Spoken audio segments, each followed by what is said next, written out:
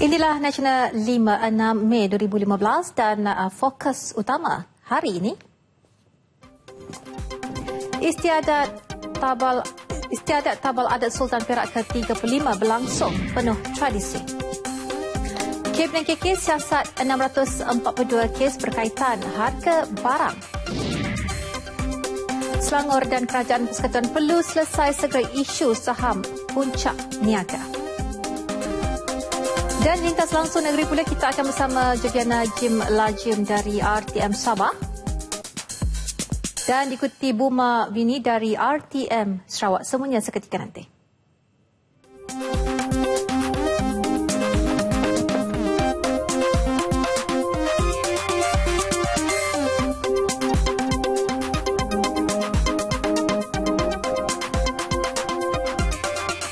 Istiadat Pertabalan Sultan Nazrin Muizzuddin Shah sebagai Sultan Perak yang ke-35 berlangsung dalam suasana penuh tradisi dan adat. Resam Kesultanan Melayu Perak berlangsung di Istana Iskandariah Kuala Kangsar. Istiadat tabal adat tersebut menandakan kesinambungan teraju pemerintahan negeri itu. Sultan Nazrin Muizzuddin Shah berangkat tiba di perkarangan Istana Iskandariah pukul 9 pagi. Sejurus tiba, baginda diiringi oleh Raja Permaisuri Perak, Tuanku Zahra Salim, menerima tabik hormat anggota kawalan kehormat terdiri daripada 3 pegawai dan 100 anggota Regimen Askar Juruterajiraja Markas 2 Division. Baginda berdua kemudian berangkat ke istiadat pertabalan yang dilangsungkan di Balai Rong Sri Istana Iskandariah. Sebaik saja pengisytiharan permasyuran pertabalan baginda selesai, laungan daulat Tuanku sebanyak 3 kali berturut-turut dilakukan diikuti paluan nobat, tabal dan tembakan meriam 21 das. Sultan Nazrin kemudiannya menyampaikan titah ucapan sebelum diteruskan dengan bacaan doa oleh Mufti Perak Tan Sri Harusani Zakaria. Turut berangkat pada majlis berkenaan Raja Muda Perak, Raja Jaafar, Raja Muda Musa, Raja Puan Besar Perak, Raja Nur Maharani, Raja Shahar Shah, Raja Dihilir Perak, Raja Iskandar Zulkarnain Almarhum Sultan Idris Shah dan Raja Puan Muda Perak Tunku Suraya Sultan Abdul Halim. Istiadat turut dihadiri Perdana Menteri Datuk Seri Najib Tun Razak dan isteri, Datin Sri Rosmah Mansur dan Timbalan Perdana Menteri Tan Sri Muhyiddin Yassin bersama isteri Puan Sri Nuraini Abdul Rahman serta Barisan Kepimpinan Kerajaan Negeri. Majlis diakhiri dengan Sultan Nazrin, Tuanku Zahra dan semua tetamu berangkat ke majlis santapan tengah hari yang berlangsung di Dewan Santapan Istana Iskandariah. Sultan Nazrin Shah diputrakan pada 27 November 1956 dan dimasyhurkan sebagai Raja Kecil Besar Perak pada 16 Februari 1984. 3 tahun selepas itu, pada 15 April 1987, baginda dimasyhurkan sebagai Raja Muda Perak. Setelah kemangkatan almarhum ayahanda baginda, Sultan Azlan Muhibbuddin Shah pada 28 Mei lalu, Sultan Nazrin dilantik sebagai Sultan Perak ke-35 dengan gelaran Sultan Nazrin Muizzuddin Shah. Baginda memulakan alam persekolahan di Sekolah Jalan Kuantan, diikuti di Sekolah St. John Kuala Lumpur sehingga tingkatan 2. Dan pada usia 13 tahun, baginda berangkat ke United Kingdom untuk melanjutkan pengajian di The Leys School, Cambridge. Memperoleh ijazah sarjana muda sastra dalam bidang falsafah, politik dan ekonomi daripada Universiti Oxford, diikuti ijazah Dr. Falsafah dalam bidang politik, ekonomi dan kerajaan daripada Universiti Harvard. Pandangan dan buah fikiran baginda nyata menyeluruh meliputi politik, sosial, ekonomi, masyarakat dan agama. Kegembiraan rakyat Perak berganda dengan perkahwinan Sultan Nazrin dengan Tuanku Zahra Salim pada 17 Mei 2007. Seperti mana baginda, Tuanku Zahra juga amat disayangi rakyat Perak dan terkenal dengan sifat kewanitaan. Tuanku Zahra yang lahir pada 22 Mac 1973 di Ipoh merupakan puteri pasangan Datuk Salim Davidson dan Datin Sharifah Azaliah Said Omar Shahabuddin. Anak bongsu daripada 4 beradik ini memulakan persekolahan di sekolah rendah dan menengah kebangsaan konvent di Ipoh.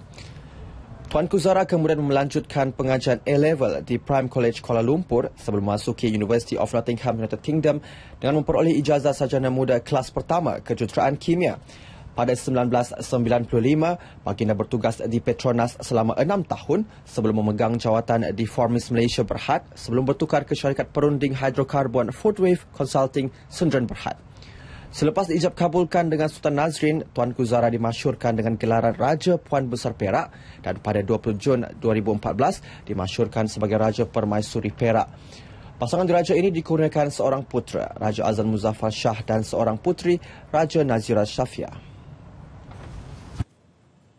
Bertitah pada istiadat pertabalan tersebut, Sultan Nazrin Shah mahu keluhuran institusi diraja terpelihara daripada sebarang noda dan kekal ditumpahkan taat setia oleh rakyat jelata. Titah baginda lagi, sejarah dan hikayat lama juga perlu diperhalusi dan dihayati supaya fitnah dan hasad dengki tidak mempengaruhi emosi hingga mencemar institusi diraja.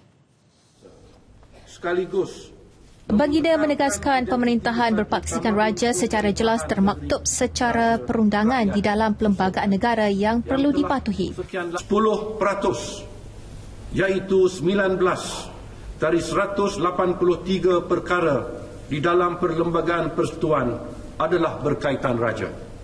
Bermakna, negara Malaysia yang mengamalkan sistem kerajaan berkonsepkan raja berperlembagaan dan demokrasi berparlimen telah memperuntukkan secara perundangan peranan dan tanggungjawab tertentu kepada raja pemerintah. Oleh itu, takhta perlu bertenaga, bersifat dinamik lagi meyakinkan, memenuhi peranan sebagai payung penyatuan dalam lanskap politik yang semakin memperlihatkan unsur-unsur perpecahan, yang semakin mengancam keharmonian hubungan antara agama, antara kaum. Istiadat pertabalan hari ini juga titah baginda satu lambang kedaulatan institusi diraja yang berterusan. Ia jua satu kesinambungan budaya dalam era modernisasi sekaligus mengekalkan identiti satu tamadun pemerintahan negeri beraja dan rakyat bersultan yang telah sekian lama berakar dalam sistem berkerajaan di negara ini. Ditabalkan di Tanah Abang.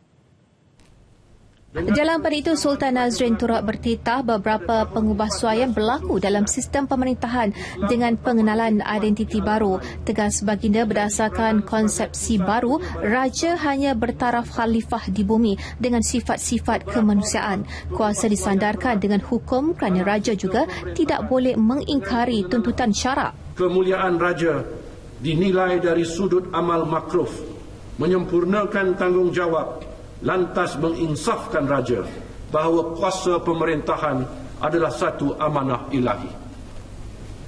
Islam mempengaruhi dan mencorakkan pendekatan pemerintahan Raja Melayu, beralih daripada pemerintahan berpaksikan individu kepada pemerintahan berpaksikan undang-undang. Islam terus mencorakkan sistem semak dan imbang terhadap kuasa raja, memastikan raja dan perlu menyempurnakan tuntutan fardu ain dan fardu kifayah berpandukan Al-Quran, bersandarkan sunnah Rasul. Titah baginda lagi, selagi raja tidak memperlihatkan sifat menyeleweng dan mematuhi hukum yang telah termaktub, kuasa raja tidak dipertikaikan. Hubungan batiniah raja.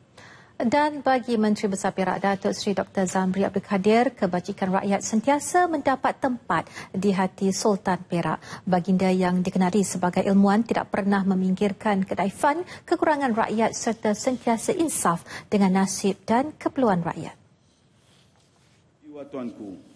Dalam ucapan sembah tahniah mewakili kerajaan dan rakyat negeri Perak, sempena pertabalan Sultan Perak, Datuk Seri Dr. Zamri berkata, atas keprihatinan baginda itu lahirlah Yayasan Bina Upaya YBU.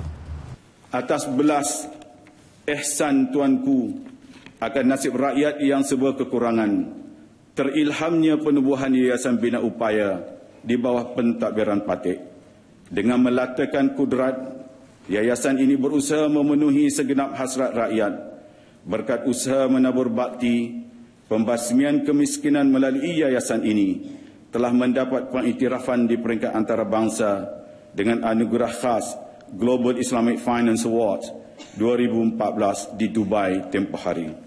Sebagai individu yang rapat dengan baginda dalam pentadbiran negeri Perak, Datuk Seri Dr. Zamri turut menzahirkan ucapan terima kasih atas nasihat dan teguran baginda untuk kesejahteraan rakyat. Bergetarnya jiwa tuan. Dan ini pula aktiviti bersempena sambutan ulang tahun Keputeraan Sultan Terengganu Sultan Mizan Zainal Abidin ke-53. Pelbagai acara diadakan termasuk pertandingan kereta berhias dan beca berhias yang menonjolkan keunikan produk, destinasi pelancongan dan pembangunan di setiap daerah di negeri itu. Sultan Mizan Zainal Abidin berkenan merasmikan perarakan di Taman Awam Batu Buruk, Kuala Terengganu. Turut berangkat Sultanah Terengganu Sultanah Nur Zahirah. Hadir sama Menteri Besar Datuk Seri Ahmad Razif Abdul Rahman dan isteri. Menurut Pengerusi Jawatankuasa Pelancongan dan Kebudayaan Negeri Datuk Muhammad Jidin Syafiee, 8 kereta berhias dan 14 beca berhias menyertai pertandingan kali ini. Pemarkahan diberi berdasarkan kreativiti, kesesuaian hiasan dengan tema, kekemasan dan pencahayaan. Kereta berhias daerah Kemaman yang menampilkan konsep industri berat melambangkan minyak dan gas serta keindahan alam semula jadi muncul juara pertandingan. Tempat kedua dimenangi daerah Dungun manakala daerah Setiu tempat ketiga. Dalam pada itu, Majlis Bandaraya Kuala Terengganu memenangi tempat pertama pertandingan beca berhias. Beca Lembaga Kemajuan Terengganu Tengah ke Tengah menduduki tempat kedua dan ketiga Eastern Pacific Industrial Corporation EPIC. Sementara itu di Johor, hubungan diplomatik kerajaan negeri itu dan juga kerajaan Brunei Darussalam dapat terus diperkukuhkan menerusi pelbagai program di antara kedua negara, terutamanya program pertukaran atau pinjaman pegawai. Sultan Johor Sultan Ibrahim Sultan Iskandar bertitah kerjasama seumpama yang telah pun dilakukan sebelum ini perlu dipastikan berterusan. Baginda bertitah demikian ketika merasmikan seminar tokoh antarabangsa Datuk Seri Dr. Ismail Omar Abdul Aziz sempena kemahkotaan Sultan Johor di Persada Johor, Johor Bahru. Seminar ini juga diharapkan dapat menjadi pembangkit kepada masyarakat Islam untuk berpegang teguh kepada akidah ahli sunnah wal jamaah dengan mengelakkan mereka daripada terjebak dalam pelbagai fahaman yang melewat. Program seperti seminar ketokohan ini diharap dapat meningkatkan budaya pengajian ilmu dan penghayatan agama Islam dalam kalangan masyarakat dengan menjadikan Islam sebagai cara hidup berpandukan Al-Quran dan Sunnah. Bukan sekadar mengenal tokoh yang dibicarakan tetapi lebih kepada mengenali jasa dan sumbangan sepanjang hayat tokoh antarabangsa berkenaan. Turut hadir pada majlis ini Menteri Besar Johor Datuk Muhammad Khalid Nordin dan Menteri Hal Ehwal Dalam Negeri Brunei Pihin Udana Khatib Datuk Paduka Seri Setia Awang Badaruddin Othman.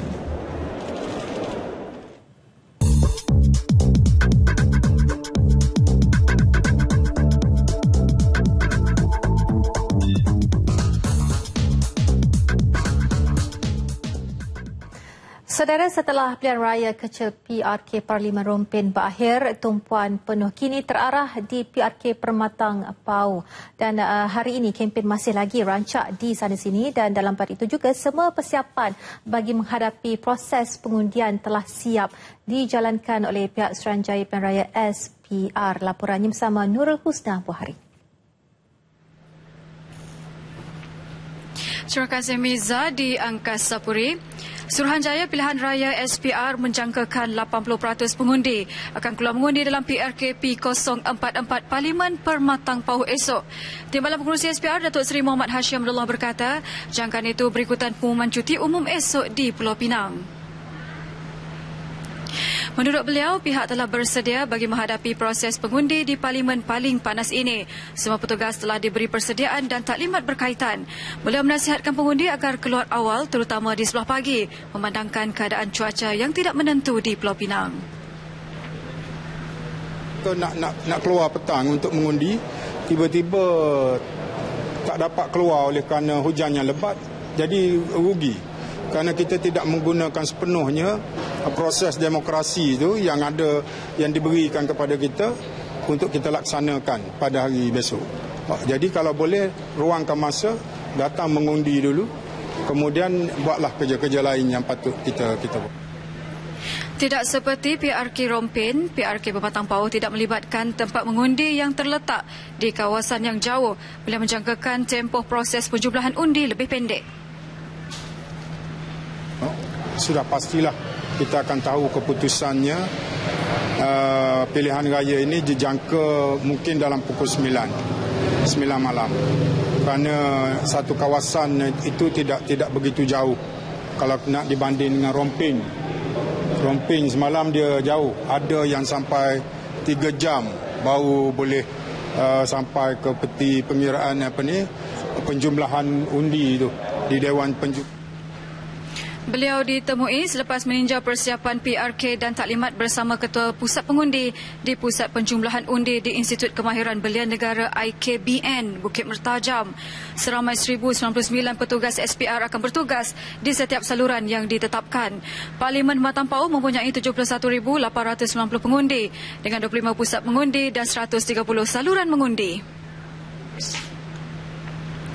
Walaupun tinggal sehari sebelum pengundi di Pematang Pauh menjalankan tanggungjawab mereka, namun banyak lagi isu dan permasalahan penduduk yang menuntut perhatian. Masalah banjir di Parlimen Matang Pauh satu lagi isu tempatan yang seolah-olah dilupakan. Mengatasi masalah banjir terutamanya di penempatan sepanjang Sungai Rambai, Sungai Pematang Rawa dan Sungai Ara antara yang telah diusahakan. Namun cabaran lebih besar sebenarnya ialah di kawasan hulu yang lebih teruk menerima impak banjir. Namun sehingga kini masih tiada jalan penyelesaian. Saksikan laporan khas masalah banjir Pematang Pauh yang disediakan Nur Hidayah Anwar. Masalah banjir yang serius di Pematang Pauh ini diakui sendiri Pengarah Jabatan Pengairan dan Saliran JPS Pulau Pinang Kapten Besara Anwar Yahya. Beliau yang dihubungi RTM memberitahu masih terdapat banyak kawasan hotspot di parlimen ini yang kerap mengalami banjir. Walaupun kerajaan negeri telah meluluskan projek Tebatan Banjir RTB melibatkan kawasan Kubang Semang, Tanah Liat, Taman Guru dan Permatang Rawa, namun situasi di kawasan hulu seperti di Kampung Mengkuang Titi dan Kampung Kuala Mengkuang sebenarnya jauh lebih serius. Menyedari itu, JPS berusaha memohon peruntukan daripada Kerajaan Persekutuan di bawah peruntukan Rancangan Malaysia ke-11. Katanya JPS membuat 2 permohonan dan salah satu projek jangka masa pendek RTB Permatang Rawa. Pun begitu, Anwar berkata masalah banjir di Parlimen Pematang Pauh bukan hanya tanggungjawab JPS tetapi turut melibatkan pihak berkuasa tempatan iaitu Majlis Perbantaran Seberang Perai MPSP. Penyelenggaraan sistem saliran yang teratur turut mempengaruhi pengaliran air. Antara contoh kawasan sekitar Taman Muhammad Amin dan Kampung Pertama yang dahulunya kerap mengalami banjir.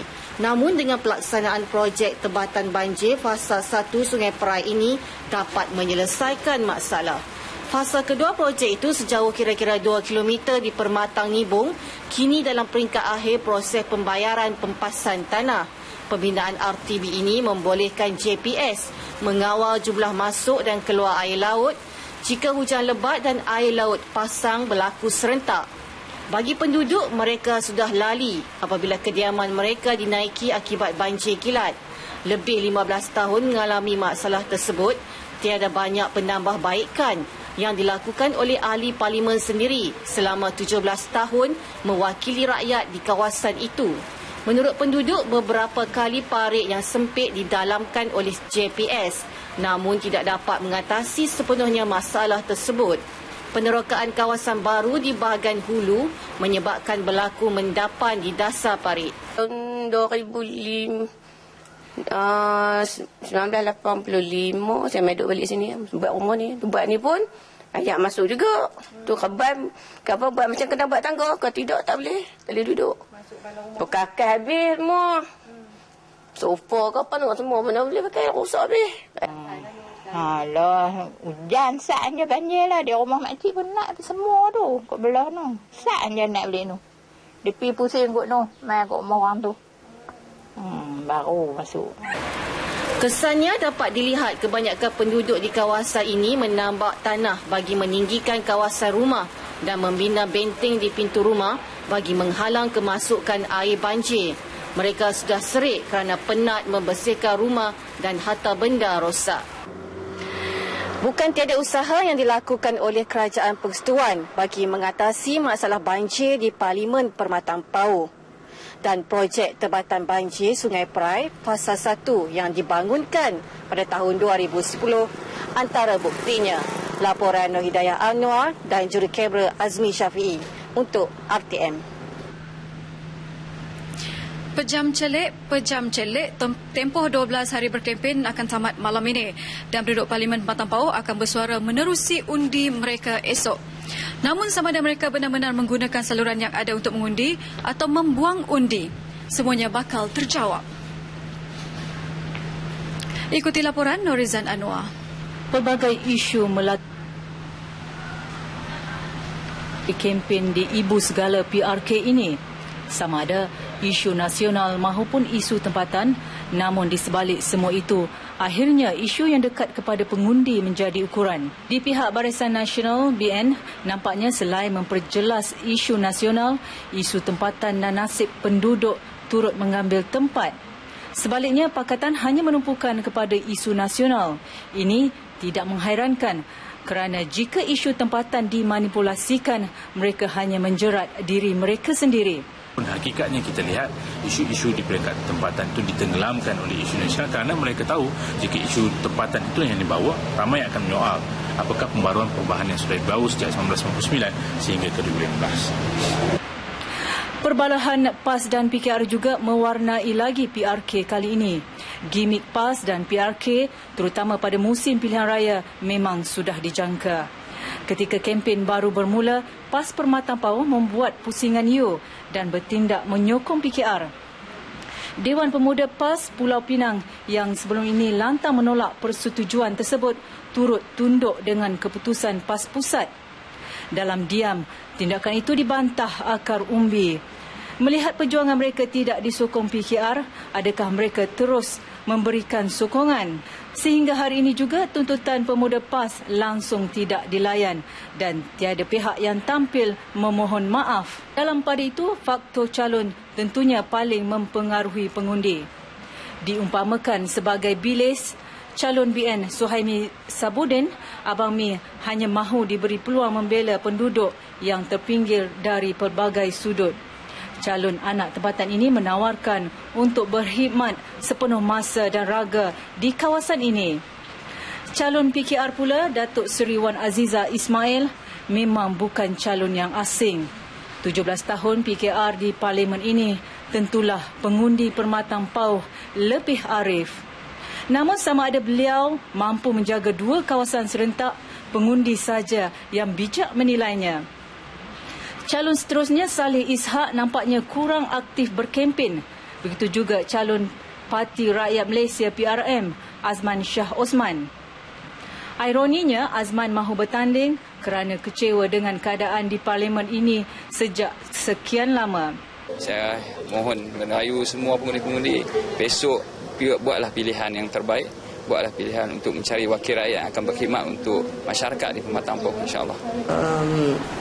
Menang kalah itu kita beri kepada pengundilah untuk memutuskan. Saya di sini menyuarakan hasrat rakyat. Apa-apa yang rakyat mahukan, saya akan bawa mereka, suara-suara rakyat di Parlimen sekiranya saya diberi mandat. Dan selain daripada itu, yang penting sekali saya berhasrat untuk menabur bakti kepada masyarakat di dalam bidang membangunkan dari segi kebajikan dan tahap sosial masyarakat. Bagi penduduk, mereka mahu nasib dan kebajikan mereka dibela dari soal infrastruktur jalan, perumahan, pembangunan, pendidikan dan banyak lagi. Menawarkan penyelesaian 6 intipati utama digariskan BN dalam manifesto kali ini. Ia merangkumi ekonomi, pendidikan, kesihatan, program kesejahteraan rakyat luar bandar, pembangunan komuniti dan keselamatan. Di pihak PKR, tiada komitmen diberikan kepada penduduk selain hanya memanaskan isu-isu yang ada. Persoalannya, adakah pengundi mahu wakil rakyat mereka hanya ekstrim berpolitik, sedangkan kebajikan dan hak penduduk terus dinafikan? Baik di pihak Pakatan maupun BN, kerusi Parlimen ini amat signifikan sebagai mercu kuasa selain menjangka trend sokongan pengundi menjelang PRU ke-14 akan datang. Bagi BN, jika dapat mengurangkan majoriti, ia satu kepuasan. Namun kemenangan juga tidak mustahil. Manakala bagi Pakatan pula, mahu terus kebal di kubu kuat mereka. Malah Lim Guan Eng sendiri pernah menyuarakan kegusaran pengakhiran buat Pakatan jika PKR tewas di Permatang Pao. Di sebalik perang antara parti-parti yang bertanding dan kempen demi kempen yang dijalankan, baik di pihak Pakatan, BN maupun calon yang bertanding, wira sebenarnya adalah pengundi itu sendiri. Dan ini suara mereka. Betul, bukan kita nak berbelah nak bergaduh. Pilihlah yang sebenar, yang boleh kita jumpa, yang boleh kita ngadu masalah. Kan sebab untuk rakyat lah. Yang tu saya lebih lah. Saya harap 7 hari bulan ni, saya minta lah pengundi-pengundi semua, tengok yang mana yang betul, undilah dia. Wakil rakyat macam mana? Wakil rakyat yang macam mana kita nak pilih, tengok sendiri. Ambil fikiran, ingat elok-elok. Harap mengundi pilih pemimpin yang betul. Itu sudah lah. Buat yang lain-lain. Macam tengok sekarang Permatang Pao 17 tahun tak ada pembangunan. Undilah ke pihak yang betul. Kita memilihlah pemimpin yang boleh memperbaiki taraf kehidupan dari segi ekonomi dan pembangunan di Permatang Pao. Juga taraf penduduk di Permatang Pao yang kita lihat banyak taraf kehidupan yang masih tidak menepati cita rasa individu. Dari segi kita lihat dari segi kebanyakan rumah-rumah yang rosak tidak dapat diperbaiki. Pilihan bijak, jangan salah pilih calon lah. Kepada penduduk Permatang Pao, selamat mengundi.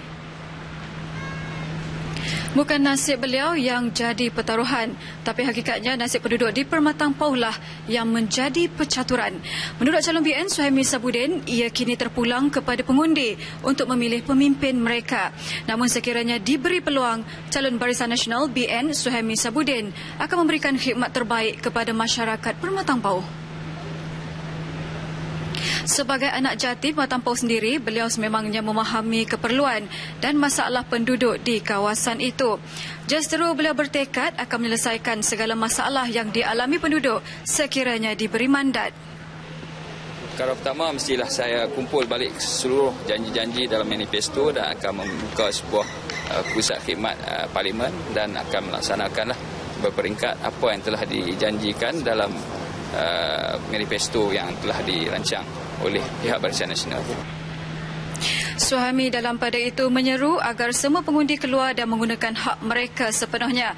Beliau ditemui selepas mengadakan lawatan ke Hospital Seberang Jaya bersama warga jururawat.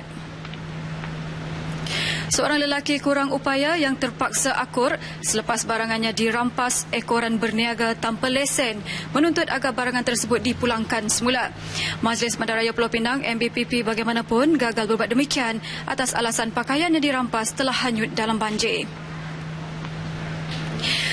Muniswaran Govindasamy, 44 tahun, seorang peniaga pakaian sambilan di Sungai Pinang, Jelutong, kini buntu dengan masa depannya. Muniswaran tidak mempunyai lesen perniagaan dan menjalankan perniagaan di atas tapak yang tidak dibenarkan oleh Majlis Bandaraya Pulau Pinang, iaitu di Sungai Pinang. Pertemuan dengan timbalan Ketua Menteri Pulau Pinang, Profesor Dr. Ramasamy sebelum ini gagal membuahkan hasil. Sedih dengan keadaan itu, bapa kepada 2 orang anak itu hari ini memohon bantuan dari Parti Makal Sakti.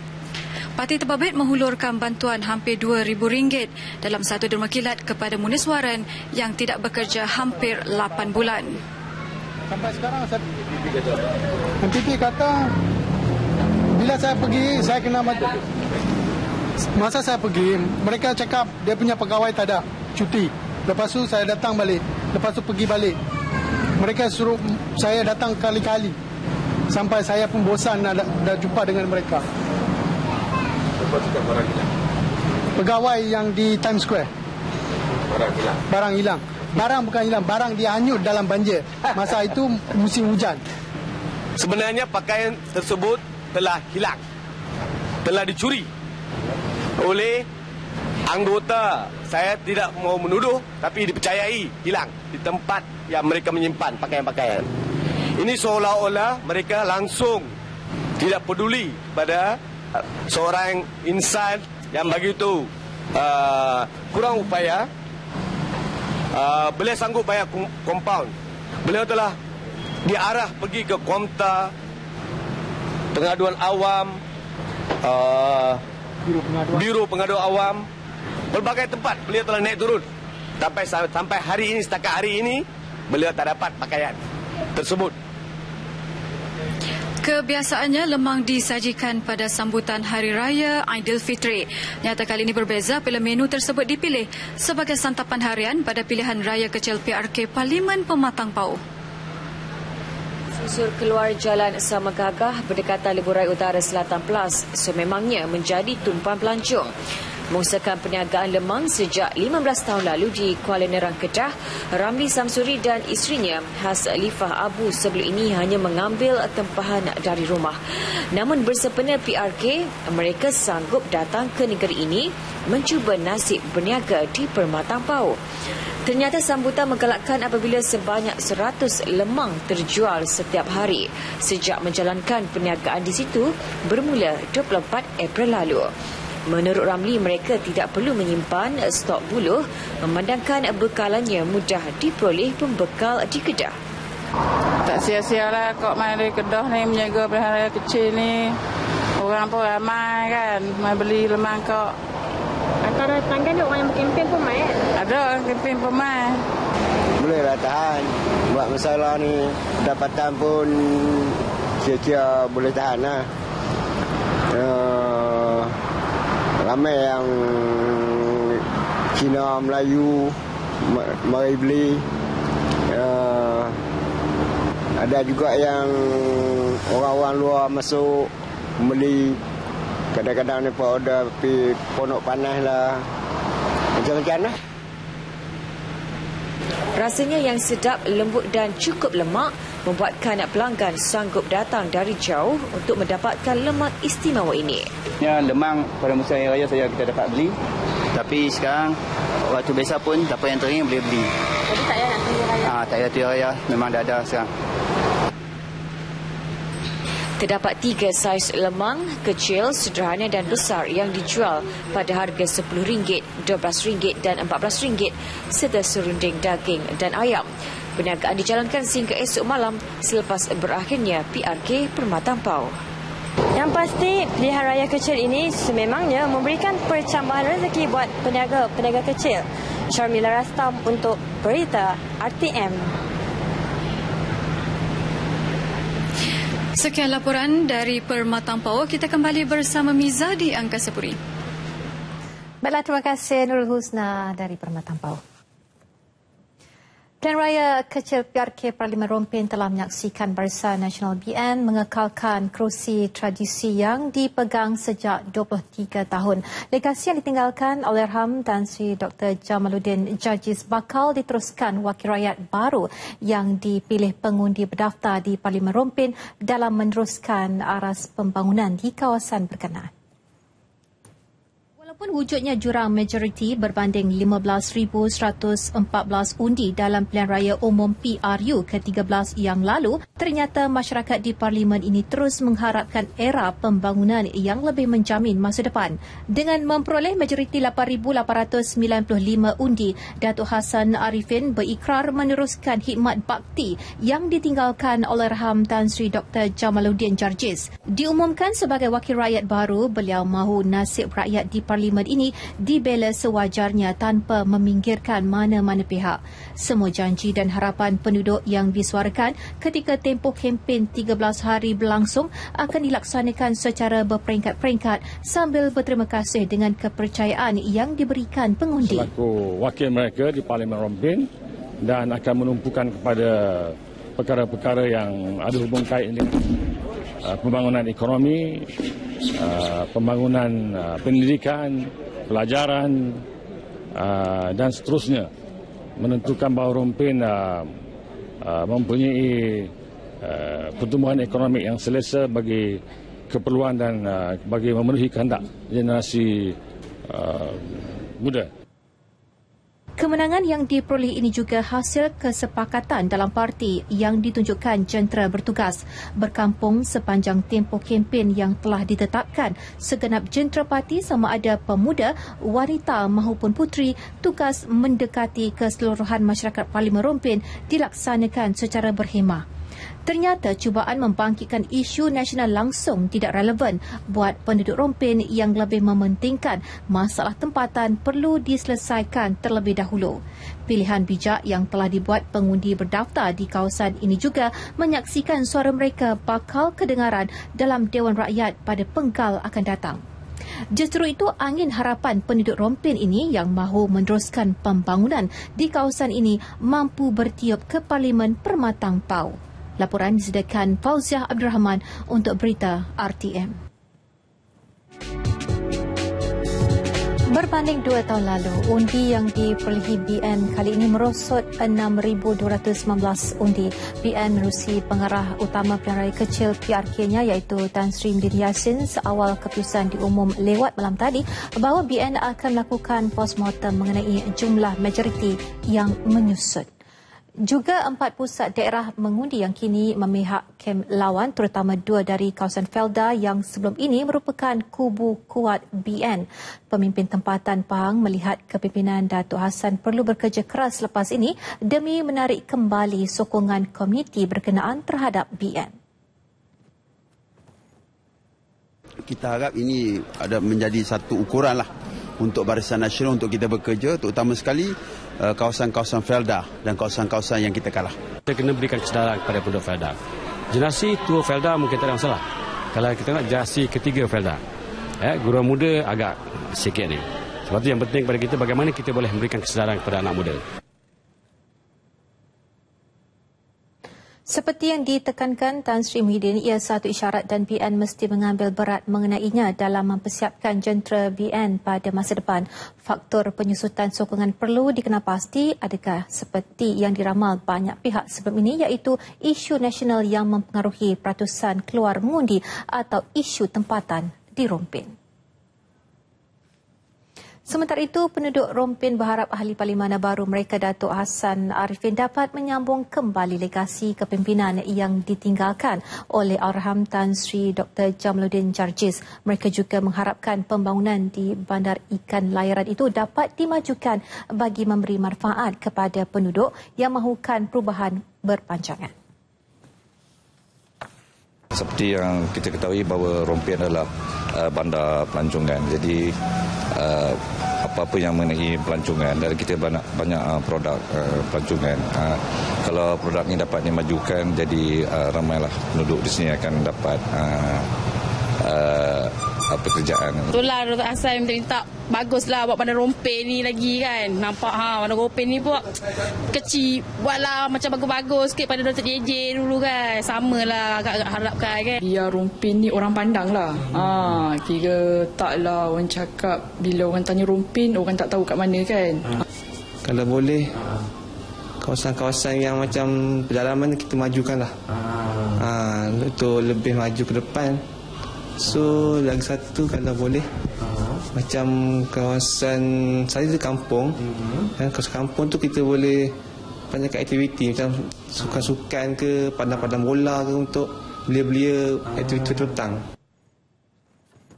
Yang jelas, kemenangan Datuk Hassan Arifin pada PRK Rompin yang dipilih rakyat tidak berpaksikan kepada faktor usia tetapi melihat kepada kredibiliti beliau yang sebelum pernah menjadi pemimpin yang mampu membela nasib rakyat tanpa mengira bangsa.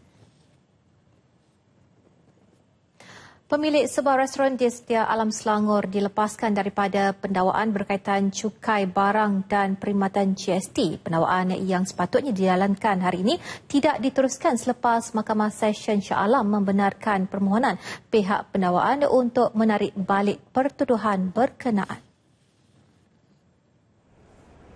Hakim Ahmad Azhari Abdul Hamid membenarkan permohonan itu selepas dimaklumkan pihak pendakwaan mendapat arahan berbuat demikian. Pada 15 April lalu, suami kepada pemilik restoran berkenaan dibebaskan dengan jaminan mahkamah tanpa dikenakan perintah reman. Restoran berkenaan adalah premis perniagaan makanan pertama di Selangor yang disiasat bagi kesalahan tidak mengeluarkan butiran yang ditetapkan di bawah pelaksanaan GST. Antaranya resit tiada tanda nombor pendaftaran GST. Siasatan dibuat mengikut Seksyen 33/2/B Akta Cukai Barang dan Perkhidmatan 2014. Seksyen berkenaan memperuntukkan hukuman denda maksimum RM30,000 atau penjara maksimum 2 tahun atau kedua-duanya jika sabit kesalahan. Sebuah restoran di Seksyen 16 Shah Alam menjadi premis pertama didakwa di bawah akta berkenaan pada 30 April lalu. Sebanyak 642 kes sedang disiasat di bawah Akta Kawalan Harga dan Anti Pencatutan 2011 hasil pemeriksaan Ops Catut ke atas 223,834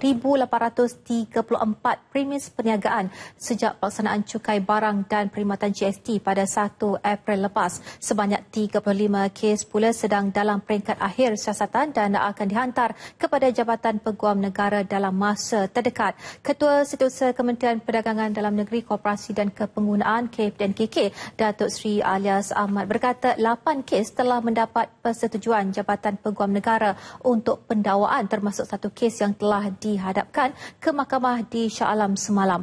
Melalui sistem e-aduan pula, sebanyak 5,416 aduan telah diterima KPDNKK antara 1 hingga 30 April lalu dan ia termasuk 2 aduan yang disalurkan kepada Tribunal Tuntutan Pengguna Malaysia TTPM. Aduan bersifat pertanyaan 1.31% atau 71 aduan. Dan terdapat juga aduan-aduan yang dikemukakan tidak lengkap ataupun tidak mempunyai asas yang kuat untuk kita buat siasatan, sejumlah 232 atau 4.28%. Katanya lagi, Ops Catut melibatkan semua jenis perniagaan dan bukan hanya melibatkan kawasan tertentu seperti yang didakwa sesetengah pihak. Beliau berkata demikian dalam sidang MIDA berkaitan anti pencatutan di Putrajaya. Isu pemertayaan perjanjian jual beli saham antara pengurusan Air Selangor dengan Puncak Niaga Holdings Berhad 11 Mei ini merupakan tarikh penentu sama ada pengurusan Air Selangor menjadi pemilik baru kepada Puncak Niaga Malaysia Sdn Berhad dan Syarikat Bekalan Air Selangor Syabas. Namun sehingga kini tiada sebarang makluman penyambungan kontrak berhubung perkara itu selepas perjanjian utama yang ditandatangani pada 12 September 2014 antara Kerajaan Persekutuan dengan Kerajaan Negeri Selangor, Pengurusan Aset Air Berhad dan Pengurusan Air Selangor. Penaung Persatuan Air Selangor Kuala Lumpur dan Putrajaya Swan Tan Sri Rozali Ismail berharap Kerajaan Persekutuan dan Kerajaan Negeri dapat menyelesaikan isu yang sudah berlarutan hingga menyebabkan pelbagai usaha penambahbaikan sistem air terawat tergendala. Jadi kita akan tunggu sampai 11 hari bulan dan jika ini berlaku bermakna syarikat Syabas dan Puncak Niaga akan terus menguruskan sehingga satu tarikh yang ditetapkan apabila berlakunya masalah ni selesai di antara Kerajaan Persekutuan dan Kerajaan Negeri Selangor. Kalau dapat selesai sebelum 11, alhamdulillah, so kita akan serahkan pengurusan kepada pihak Kerajaan Negeri. Ya. Kalau tak berlaku, kita teruskan. Sama ada kita nak extend ataupun tidak, ini kita akan jumpa Kerajaan Negeri dan juga pemegang saham lah, lembaga pengarah Puncak Niaga.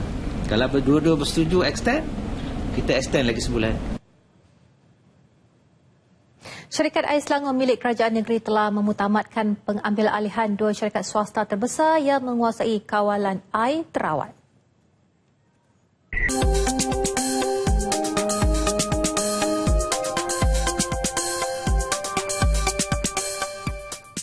Seterusnya, laporan langsung negeri-negeri kita mulakan dengan rakan setugas di Sarawak. Bu Mawin, silakan.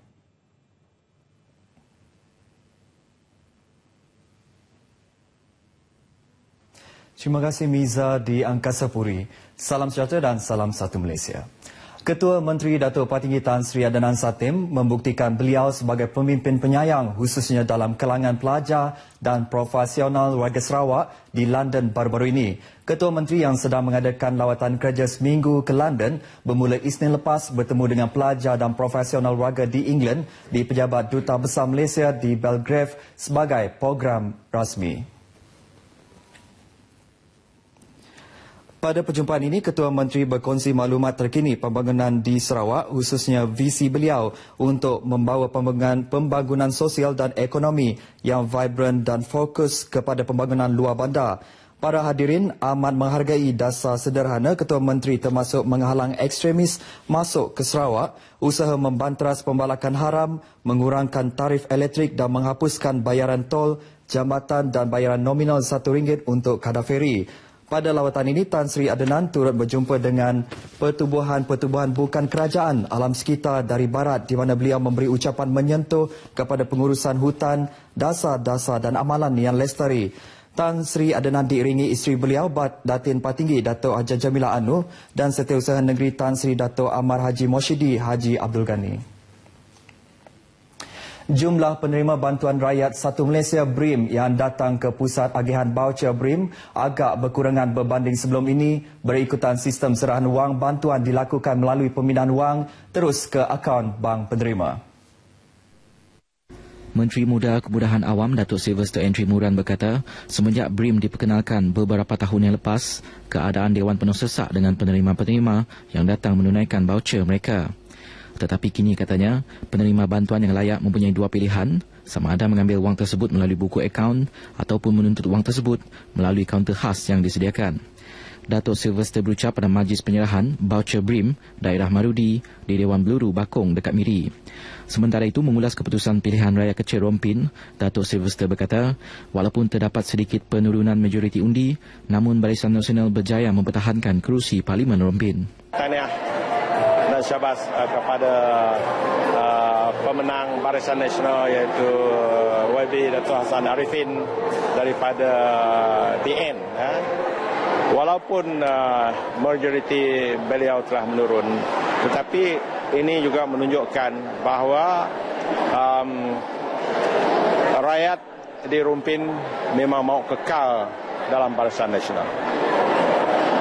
Mungkin isu-isu yang dibangkitkan oleh pihak pembangkang tidak dapat ditangani semasa pilihan raya. Kita mengakuilah. Tapi saya rasa kebanyakan majoriti dengan majoriti yang 8,000 lebih kan, itu menunjukkan bahawa rakyat masih mau Barisan Nasional dikekalkan. Pada majlis ini, seramai 817 orang daripada 1,027 orang penerima BRIM bagi kawasan Bakong hadir menerima bantuan tersebut. Penerima yang terjejas banjir turut menerima wang ihsan banjir sebanyak RM500 sekaligus dengan wang BRIM. Para petani di negeri ini, khususnya di Miri, digalakkan untuk memohon persijilan skim amalan pertanian baik Malaysia, MyGap, bagi menghasilkan produk pertanian yang berkualiti dan selamat untuk dimakan. Menteri Muda Perhubungan Datuk Lee Kim Shin berkata persijilan MyGap ketika ini amat diperlukan, terutama dalam memasarkan produk hasil tani di pasaraya tempatan dan juga luar negara. Menurut beliau, persijilan ini memudahkan laluan pasaran ekspor, memandangkan MyGap telah dikenali di seluruh dunia selain bagi menggalak dan memudahkan penerimaan produk pertanian dari negara ini. Datuk Lee berkata demikian pada majlis perasmian seminar MyGap di Miri. Tambahnya 5 orang petani di bahagian Miri telah berjaya mendapatkan persijilan skim ini, sementara 46 orang lagi masih dalam proses permohonan. Sementara itu, salah seorang petani yang berjaya mendapat persijilan berkenaan menyifatkan ia satu kelebihan untuk memasarkan hasil pertaniannya. Tiang-tiang pergi cek ini tidak cakap lu tahu pila pergi. Ini dia orang cek lah, spot cek dah. Spot cek ya. Dia orang tidak cakap hari ini saya mau pergi di sana. Tiang tiba-tiba pergi ya. Tiang pergi sudah yang baik apa? Tiang mesti harus cari itu yang lu sudah potong punya. Apa lu sudah potong punya? Lu sudah potong memang lu sudah jual mah. Okey, lu sudah jual, lu memang dia ambil itu. Kalau lu belum jual, lu belum potong, lu memang dia boleh ambil.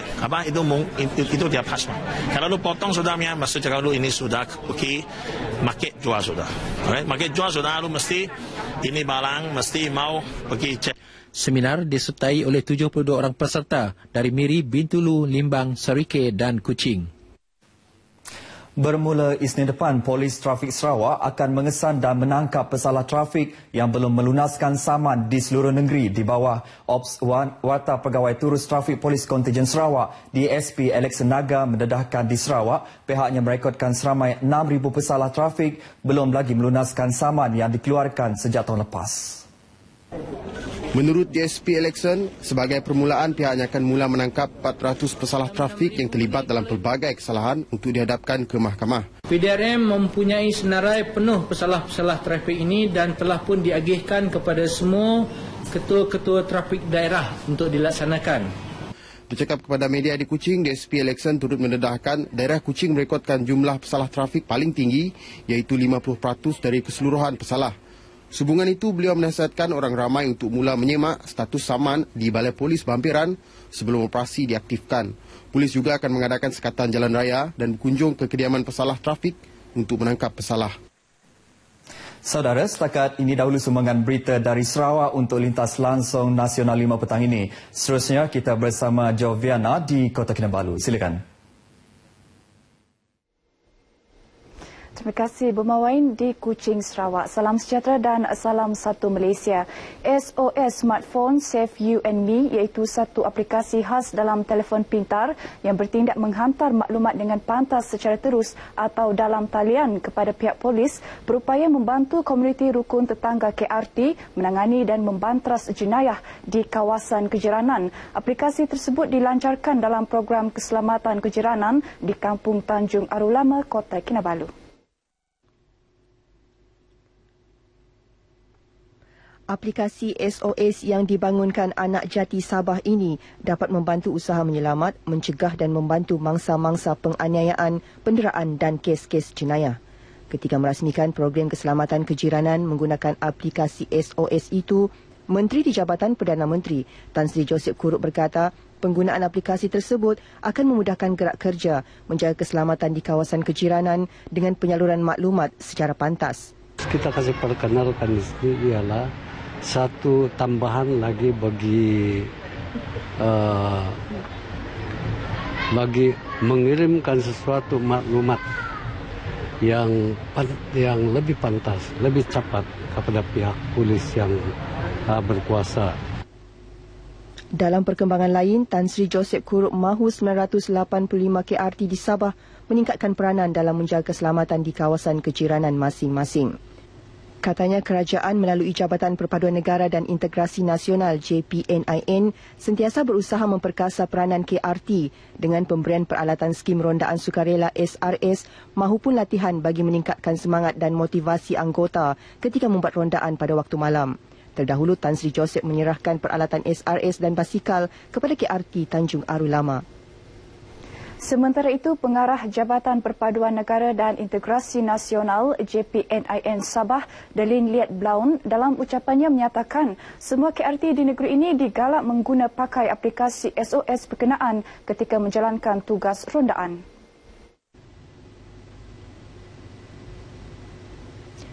Menurut Delin, penggunaan aplikasi tersebut berupaya memperkasa peranan KRT dalam memastikan keselamatan penduduk dan meningkatkan aksesibiliti penduduk sekitar sekiranya berlaku kes kecemasan atau jenayah. Setakat ini terdapat lebih 900 KRT di Sabah dengan 275 daripadanya melaksanakan skim rondaan sukarela SRS.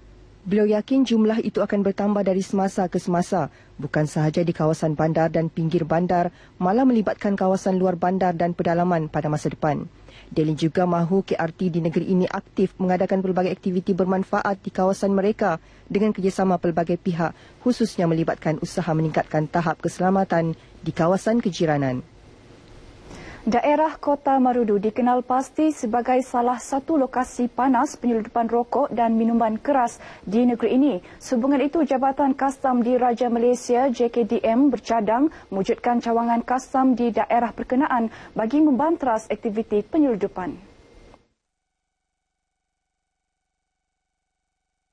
Dalam sidang media selepas Majlis Pelancaran Ops Pacak 3 di Kota Marudu, Timbalan Ketua Pengarah Kastam Malaysia Bahagian Penguatkuasaan dan Pematuhan, Datuk Haji Matrang Suhaimi berkata, cadangan itu sudah dikemukakan kepada kementerian untuk tindakan lanjut.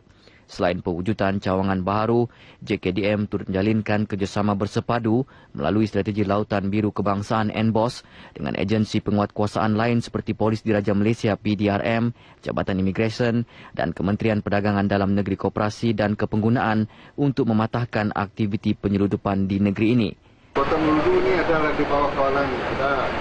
Walaupun kita tidak ada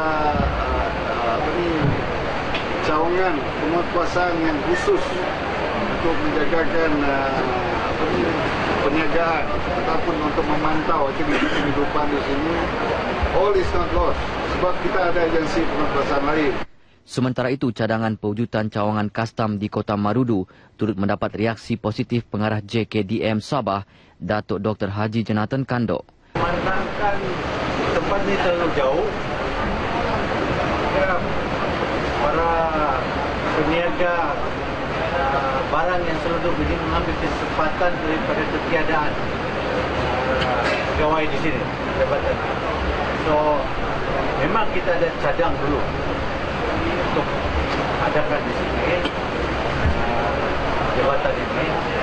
Setakat ini JKDM hanya mempunyai cawangan di Kudat yang terletak kira-kira 2 jam perjalanan dari Kota Marudu. Perkembangan perbicaraan kes pencerobohan Lahad Datu 2 tahun lepas, Mahkamah Tinggi Kota Kinabalu diberitahu Allahyarham Superintendent Ibrahim Lebar yang terkorban dalam pencerobohan tersebut pernah memaklumkan mengenai nama suspek lain yang terlibat dalam pencerobohan berkenaan. Maklumat tersebut disampaikan kepada saksi ke-95 Pegawai Penyelaras Operasi Cawangan Khas SB Bukit Aman, ASP Wan Kamal Rizal Wan Daud.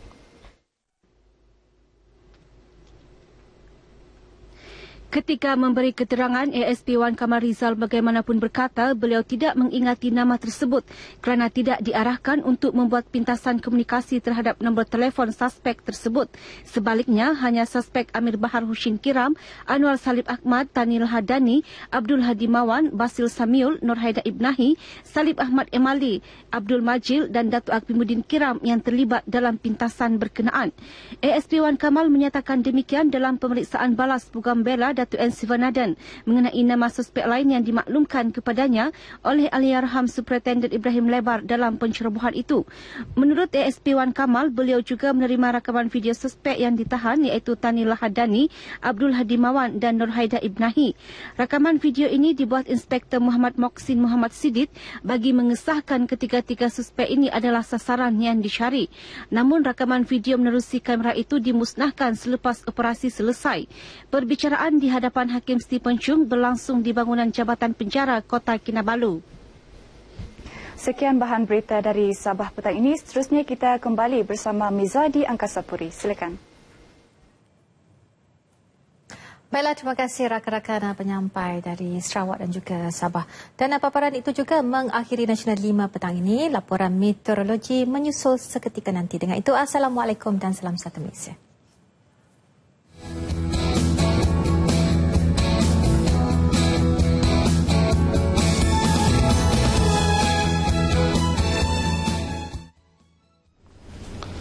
Assalamualaikum warahmatullahi dan salam sejahtera. Kita mulakan laporan keadaan cuaca petang ini dengan meninjau corak tiupan angin serantau untuk Semenanjung masih lagi didominasi angin yang bertiup lemah dari arah barat laut sebelum ia bertukar arah menuju ke timur laut, merentasi perairan Laut Cina Selatan seterusnya menuju ke negeri Sarawak dan juga Sabah yang mana sebahagian daripadanya terserak ke utara.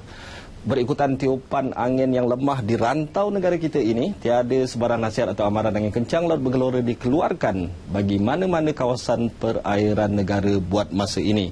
Pada ketika ini, ribut tropika kuat Noul masih lagi dicerap berada di sekitar timur perairan Mindanao, Filipina, di mana ia dijangka semakin bergerak menuju ke arah barat-barat laut dengan anggaran kelajuan sekitar 15 km sejam menghala ke Kepulauan Filipina.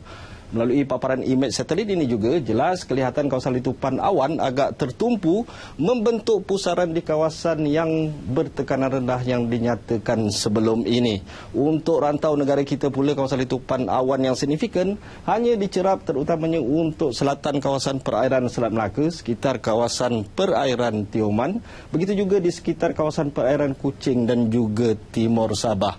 Bagi mendapatkan gambaran keadaan cuaca sebenar, kita imbas pula kepada paparan gema radar ini. Untuk Semenanjung ketika ini, hujan berserta ribut peti tetapi hanya berlaku di 1-2 tempat, agak tertumpu di pedalaman negeri-negeri sebelah pantai barat Semenanjung yang agak tertumpu di sekitar kawasan Banjaran Titiw Hangsa dengan corak pergerakan angin yang semakin menolak ke arah timur laut, terutamanya untuk pedalaman selatan negeri Pahang, begitu juga untuk pedalaman negeri Sembilan dan juga sekitar tengah dan timur Johor boleh mengalami keadaan cuaca yang serupa menjelang senja ataupun awal malam nanti.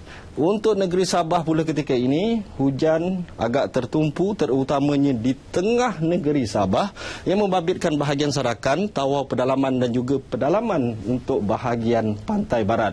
Untuk negeri Sarawak pula, hujan berserta ribut peti ketika ini juga agak tertumpu terutamanya di tengah negeri Sarawak dengan corak tiupan angin yang semakin ke arah timur, terutamanya untuk tengah pedalaman negeri Sarawak dan juga pedalaman negeri Sabah ini. Keadaan cuaca lembap yang sedang berlaku ini dijangka boleh berlarutan sehingga ke awal malam nanti. Seterusnya kita ikuti pula ramalan keadaan cuaca untuk sepanjang hari esok bagi bandar-bandar utama dalam negara.